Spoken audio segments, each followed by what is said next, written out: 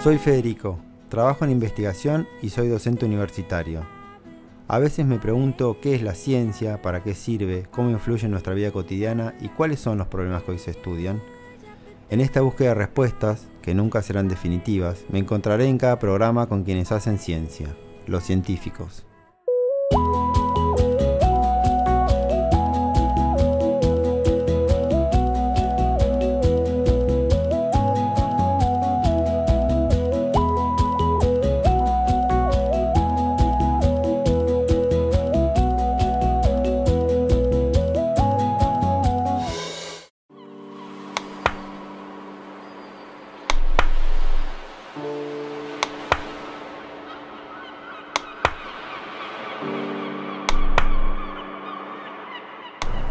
En la actualidad, el sistema energético constituye una de las prioridades de la agenda científica, política, económica y social. El posible agotamiento de los recursos de origen fósil y el cambio climático exigen la búsqueda de soluciones comunes. En este contexto, las energías renovables han llegado para quedarse. Son inagotables, limpias y pueden utilizarse de forma autogestionada. Se consideran energías de origen no renovable a el petróleo, el gas natural, el carbón y a la energía nuclear, mientras que son fuentes y tipos de energía renovable, energía solar, la energía hidráulica, la energía del mar, la energía eólica, la biomasa, la geotermia, el bioetanol y el biodiesel.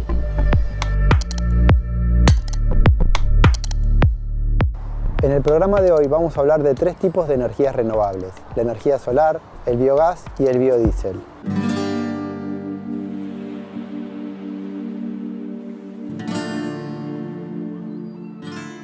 Cuando hablamos de energía solar hay que distinguir entre los dos grandes grupos de aprovechamiento de la energía del sol, que serían la energía solar térmica, que es aprovechar el calor que viene con la luz del sol, y la energía solar fotovoltaica, que sería directamente transformar esa luz del sol en electricidad.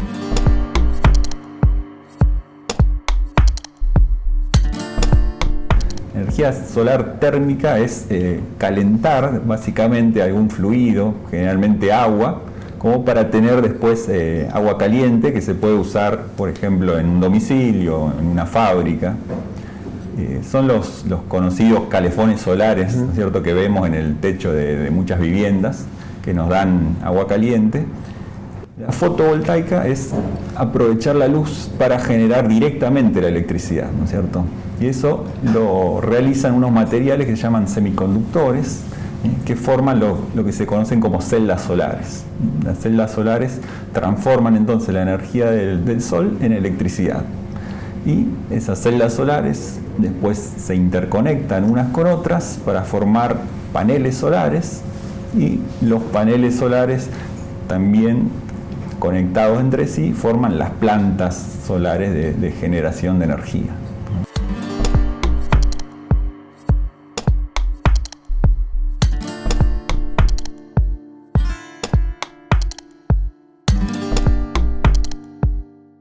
Entre las ventajas, digamos, podemos mencionar que es una tecnología, la fuente, digamos, de energía es esencialmente infinita, porque el sol va a seguir brillando por millones de años, así que vamos a tener, por eso se la considera una fuente de energía renovable, porque el sol se renueva continuamente. Es una tecnología que no tiene costos, tiene muy bajos costos de operación, digamos, porque no hay ningún combustible que se esté consumiendo. Eso hace también que no haya emisiones de gases de efecto invernadero ni de ninguna otra contaminación. También es una tecnología modular, uno puede empezar con una instalación pequeña y después ir agrandándola en función de la necesidad. Trabaja a temperatura ambiente, no hay ninguna parte móvil en una planta solar, por lo tanto no genera ruido, no hay desgaste, es muy segura en su operación. También es una tecnología que se puede usar, generar la electricidad cerca de donde se va a consumir, por lo tanto se evitan todas las pérdidas de energía por transporte, que son importantes. Además, el pico de generación de energía coincide con el pico de consumo. O sea, ustedes sabrán que el pico de consumo en general se da en verano a la mediodía o a la siesta, cuando están funcionando todos los equipos de aire acondicionado, y justamente en ese momento también las celdas solares, los paneles están generando la mayor cantidad de energía. O sea que todas estas ventajas y los precios que han ido bajando a lo largo del tiempo y que hoy en día ya son competitivos con las energías convencionales, hacen que sea una tecnología que se esté usando. Javier Schmidt es investigador del Grupo de Energías No Convencionales de la UNL. Desde hace algunos años viene midiendo el potencial de radiación solar que posee la provincia de Santa Fe. Con esta información, el gobierno podrá saber qué zonas son ideales para la generación de energía solar. El proyecto se basa en instalar en 5 puntos de la provincia estaciones de medición que miden el recurso solar y también algunas variables climáticas que están asociadas, como temperatura, humedad relativa ambiente, presión atmosférica, dirección y velocidad del viento. Esos sensores se han instalado entonces en 5 localidades, que son Tostado, Reconquista, Elisa, Cañada Rosquín y Firmat, como para tratar de cubrir así todo el territorio de la provincia. Y entonces esas estaciones lo que hacen es medir cada 3 minutos los datos estos de radiación solar y de las variables climáticas, las almacenan ahí localmente y después cada tanto las envían por vía señal de celular a un servidor central que está ubicado acá en la ciudad de Santa Fe, y ahí nosotros accedemos a esos datos y hacemos todo lo que es el procesamiento de los datos. Entonces, como resultado de ese procesamiento de los datos se elaboran, por ejemplo, los mapas de radiación solar de la provincia. Lo que hemos encontrado, por ejemplo, es que es relativamente uniforme la distribución de radiación solar en la provincia, es un poco mayor en el noroeste y de ahí va bajando hacia el sureste, pero las diferencias están en el orden del 10% más o menos entre un extremo y el otro. Y para hablar un poco de los números, digamos, lo que uno mide es cuánta energía llega por metro cuadrado, o sea, por unidad de superficie y por día. Claro. Y lo que encontramos es que llegan alrededor de 4,65 en promedio kilovatios hora, que es la unidad de energía, por metro cuadrado y por día. Para tener un poco una idea de qué significan esos números, nos podríamos comparar, ¿no?, con otros países que hacen un aprovechamiento ya intensivo de la energía solar. Por ejemplo, esos valores están al mismo nivel de España, que es un país que tiene muchas centrales fotovoltaicas instaladas, y son, por ejemplo, bastante superiores a los de Alemania. Alemania está entre 2,7 y 3,3, mientras que nosotros en Santa Fe estamos en 4,65. O sea que estamos bastante por encima de Alemania, y sin embargo Alemania, con ese recurso solar relativamente pobre, ya abastece alrededor de un 7% de su consumo de energía eléctrica con energía solar. O sea que Santa Fe está en un nivel aceptable como para aprovechar la energía solar. La energía solar es la producida por la luz o el calor del sol para la generación de electricidad o la producción de calor. es una fuente inagotable y renovable que se obtiene a partir de paneles o espejos. La idea es conocer distintos sistemas de generación de energías alternativas y en este caso de uso domiciliario. Es un termotanque solar de acumulación, digamos. La tecnología que emplea es tubos de vacío, que son como los termos que tiene adentro del termo de tomar agua. Es un tubo de vidrio dentro de otro. Entre ambos hay un volumen de vacío justamente que sirve de aislante. En el tubo interno está el agua que uno pretende calentar y sencillamente por termosifón, es decir, el agua se calienta, al ser caliente se eleva porque es más liviana y se deposita en el tanque superior, simplemente por la energía térmica que recibe. Por lo tanto, el agua a medida que se calienta se deposita arriba y el agua fría tiende a ir abajo. Por lo tanto, constantemente va intentando subir el agua y se va depositando en el tanque superior del termotanque solar el agua caliente, que es donde uno extrae el agua para consumo. Tiene un rendimiento muy bueno, de hecho cuando está soleado, aun cuando no sea la temperatura ambiente muy alta, incluso hasta hierve el agua allá adentro, si tiene un buen asoleamiento. Y bueno, la verdad que es un ahorro también importante por el hecho de que tampoco hay red de gas natural en esta zona y bueno, lo amortizás en pocos meses, digamos, con el consumo de gas, con lo que te ahorras de gas, digamos. Y eso, digamos, todo el año es posible usarlo, funciona así. Funciona siempre que haya transmisión de calor, funciona. Lo que pasa es que hay veces que tiene menor rendimiento que otros, evidentemente. Si uno tiene una semana nublado y además hace frío, eventualmente necesitas alguna energía de respaldo. Los termos vos lo podés recalentar, llevar a la temperatura, digamos, de consumo por una resistencia eléctrica o bien con un calefón tradicional a gas, pero siempre teniendo presente que el agua no baja fría como bajaría directo si no lo tenés. Al menos un poco lo calienta, digamos. Como mínimo tenés un calentamiento que también redunda en ahorro energético, digamos. Pero sí, a veces que necesitas un respaldo de otra fuente de energía. Digamos, el concepto, los principios de calentamiento son muy básicos. O sea, el sol le pega a un vidrio, hace efecto invernadero allí. Por efecto invernadero. Y por termosifón se va acumulando el agua caliente arriba. Eso es lo básico. Después lo otro son tecnologías, digamos. Y eso tiene capacidad de retener, ponerle, si vos decís, bueno, de un día para el otro, a la noche aguanta. Claro, el tanque, en realidad el tanque de acumulación son dos tanques, uno concéntrico al otro, y entre medio está revestido de un aislante, en general spray de poliuretano. Por lo tanto, el agua que se llegó caliente arriba tiende a conservarse caliente, digamos. Claro. Sí, tenés una pérdida como todo sistema, ¿no? Pero es baja, así que de un día para el otro sí es eficiente. De un día para el otro sí que conservás la temperatura, digamos. Es como un termo de tomar mate, digamos, eso. Claro. Es la comparación más directa.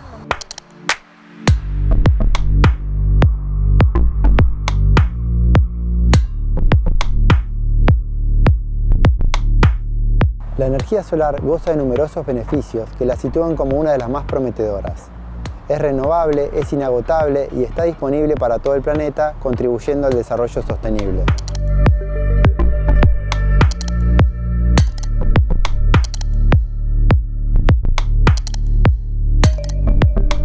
Desde el año 2000 funciona en el INCAPE de la UNL, uno de los pocos laboratorios que trabaja en forma integrada los aspectos relacionados a la producción de biodiesel, a cargo del doctor en química, el ingeniero Carlos Querini.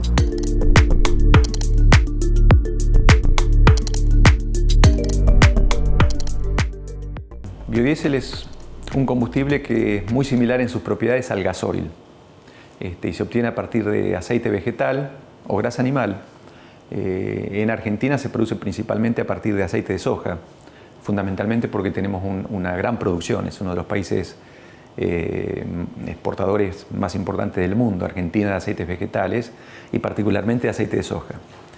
Por la gran producción que tiene el aceite de soja, no se usa fundamentalmente como destino alimenticio, sino que se usa una pequeña fracción como alimentación humana y la otra fracción se usa para distintos derivados oleoquímicos que se llaman. Uno de ellos es el biodiesel, que viene a reemplazar un derivado del petróleo y desde ese punto de vista es muy ventajoso para el medio ambiente. porque no produce una acumulación de dióxido de carbono en el ambiente, como sí producen los derivados del petróleo, y por eso es que los biocombustibles, el biodiesel por un lado y el bioetanol por otro, han tenido tanta importancia en los últimos años, es decir, porque son una fuente renovable de energía que evita la acumulación de dióxido de carbono que sí generan la nafta o el gasoil derivado del petróleo.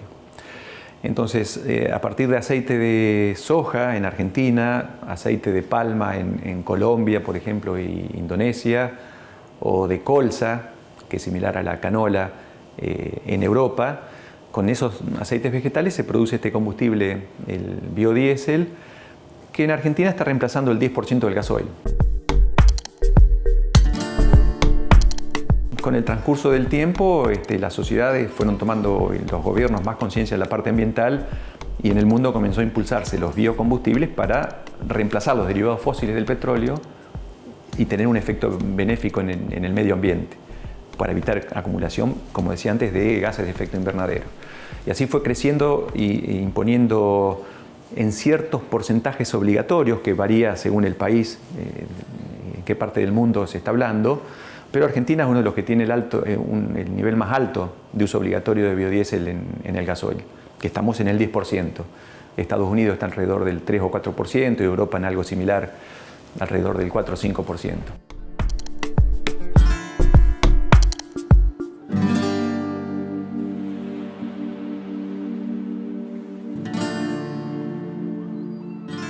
La instalación de biodigestores en los últimos años ha demostrado que es posible disponer de los desechos de una manera amigable con el entorno y además de generar energía. El biodigestor básicamente es un tanque en donde cae el agua, se mantiene almacenada cierta cantidad de tiempo, de acuerdo al caudal que llegue. Lo que tiene adentro el biodigestor es un material con mucha superficie específica, quiero decir, la relación volumen-superficie del material es alta, de manera que sobre la superficie de este material estructurado se depositan las bacterias que son las encargadas del tratamiento justamente biológico y degradan la materia orgánica. Es decir que en ese material estructurado que se le llama, que puede ser cualquier material inerte o resistente al ataque, digamos, de las bacterias, en ese material se depositan las colonias de bacterias que degradan la materia orgánica que allí llega. Por eso, luego de que se mineraliza el residuo que llega allí, se deposita en el fondo por sedimentación y ese es el lodo que uno extrae. Incluso no es deseable extraerlo todo por el hecho de que ese mismo lodo posee las colonias de bacterias que son las encargadas de la digestión, de la materia orgánica, sí. En este caso anaeróbica, es decir, en ausencia de oxígeno. Básicamente el sistema consiste en separar el agua de efluentes cloacales en dos, aguas negras y aguas grises. Las aguas negras básicamente es el inodoro y las aguas grises el resto, que viene a ser lavabo, bañera y demás, que no es inodoro. Las aguas negras se depositan primeramente en un biodigestor. En este caso puse uno de marca comercial, pero también podría ser fabricado, digamos, para la ocasión. Y luego del biodigestor, luego de pasar por allí, se infiltra mediante una zanja de infiltración con un caño ranurado. En tanto que las aguas grises pasan primeramente a... Gracias. Pasan primeramente a un humedal en donde crecen plantas cuyas raíces están sumergidas, y de allí a un pequeño estanque de un pelo de agua libre, digamos, que es donde crecen camalotes. Finalmente, ante un rebalse de un exceso de agua, también se infiltran en el terreno mediante una cañería perforada. Ese es el sistema, es decir, humedal, estanque, infiltración para las aguas grises. Digamos que eso como beneficio depara que no tenés un pozo negro, sino que es una zanja de infiltración, por lo tanto se evita contaminar excesivamente las napas, de las cuales, por cierto, luego se toma el agua para consumo y para usos sanitarios, digamos. Y bueno, digamos que también repercute económicamente por el hecho de que al no tener un pozo negro que eventualmente se tape, no tenés que gastar en destaparlo, digamos, en vaciarlo con una pocera. Es un sistema muy sencillo, la capacidad de tratamiento es acorde a su tecnología, digamos, no es óptima al 100%, pero por su tecnología, la verdad que la relación costo-beneficio es alta. Claro. Porque tiene realmente una capacidad de reducción en términos de DBO o sólidos suspendidos y bueno, otros parámetros de los líquidos residuales, que es relativamente alta en comparación con el gasto energético que uno tiene, que es prácticamente nulo, porque no tiene instalaciones eléctricas, bombeo ni...